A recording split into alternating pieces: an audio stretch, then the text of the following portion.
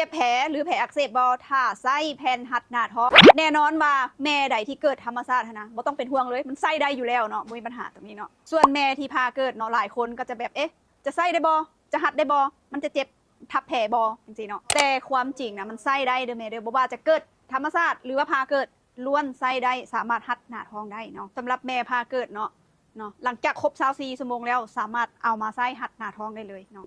มันจะช่วยพยุงนะกล้ามเนื้อหน้าท้องนะได้ดีเลยเฮ็ดให้แผลนะเจ็บน้อยลงได้ด้วยช่วยลดความตึงของผิวยังช่วยให้แม่นะลุกย่างหรือว่าเคลื่อนที่นะไปมาได้สะดวกและที่สำคัญมันยังช่วยกระชับหน้าท้องได้ไวช่วยให้มดลูกนะเข้าอูได้ไวอีกเนาะแต่ว่าในการหัดแม่ก็ควรหัดให้มันพอดีบ่ควรให้มันเข่งหลายจนเกินไปเนาะแผ่นหัดหน้าท้องนะก็มีหลายแบบเนาะมีแบบถึกแบบแพงแบบทั่วไปสิเนาะแม่ควรจะเลือกตัวที่มันพอดีมันแบบทนใช้งานได้เนาะซึ่งมายูฮันเฮาก็มี2รุ่นนี้เนาะก็คือ2อันนี้คือเกรคิดและก็ของมารินเฮิร์บเนาะเป็นอย่างคือเขาเลือก2รุ่นนี้เนาะเพราะว่า2รุ่นนี้นะมันจะมีแบบว่าโค้งซวยพยุงเนาะแล้วก็ปรับซับพอร์ตแผ่นทั้งหลังหรือแบบครั้งหลังขนาดเนาะแล้วก็เป็น